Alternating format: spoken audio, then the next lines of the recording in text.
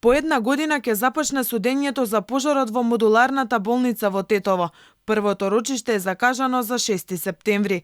На обвинителната клупа ќе седнат тројца лекари, директорот на Тетовската болница Флорин Бесими, инаку брат на министерот Фатмир Бесими, и економскиот директор Артан Етеми, како и лекарот одговорен за управување со модуларната болница во Тетово.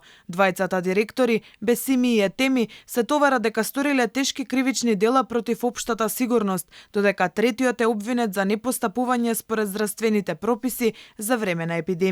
Истовремено, обвинета е и Тетовската болница како правно лице и ќе се гони за истите две дела. Обвинителниот акт го поднесе на 27 јули годинава, а на 16 август предметот беше распределен кај судија. Обвинителите сметаа дека поради небрежност на директорите изгореа 14 живи луѓе, па така може да добијат максимум 5 години затвор.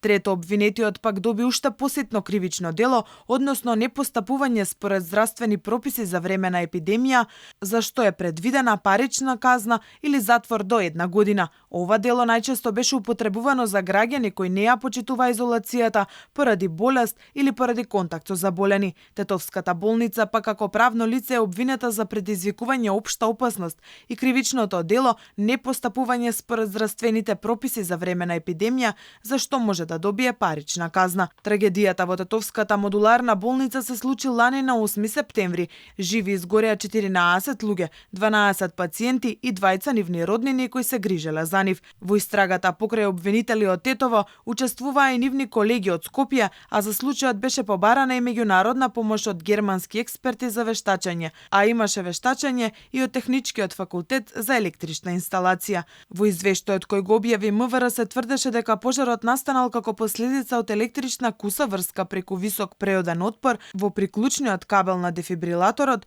со кој се вршела реанимација на пациент во една од собите. Прегревањето на кабелот, пишуваше во извештајот, предизвикало палење во приклучната кутија од продолжениот кабел на кој покрај дефибрилаторот биле приклучени и полнач за мобилен телефон и уште еден апарат.